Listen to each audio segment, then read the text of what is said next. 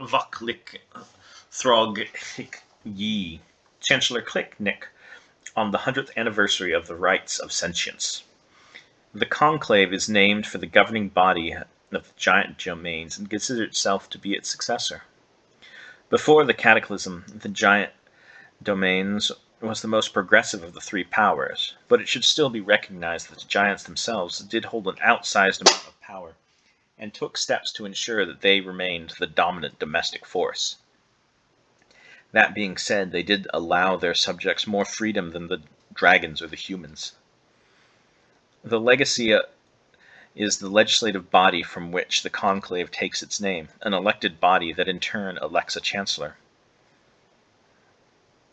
The largest groups are the Thri-Kreen and Loxodon, with minorities of Gif, Leonin, and Rhino-kin.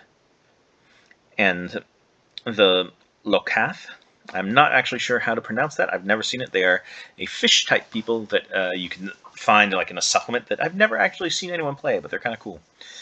The Conclave has stronger individual rights than anywhere on Ephelkar, with the possible exception of Heim. Though in the Conclave, these rights are universal and enshrined in law rather than tradition. Despite the generally equal nature of life in the Conclave, cities and regions do tend to be dominated by a single race, while others find themselves gravitating towards districts in the larger diaspora. While strong supporters of the Conclave, the Thri-Kreen are mostly separate from the rest due to the difficulty communicating and significant nomadic population, and why, even though they're strong supporters of the community, it took so long for one of them to rise to Chancellor, such as Klicknick, who you heard at the quote, and also showing how hard it is for them to communicate with the others. The stereotypes are that Loxodon tend to be devoted to agriculture, Gif produce fine goods, Rhino-kin are involved in industry, and the Leonin in the military. The Locath,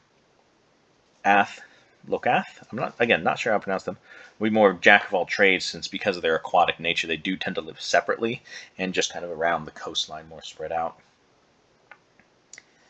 And their involvement also means that the Conclave has its fair share of conflicts with the Shahuigan.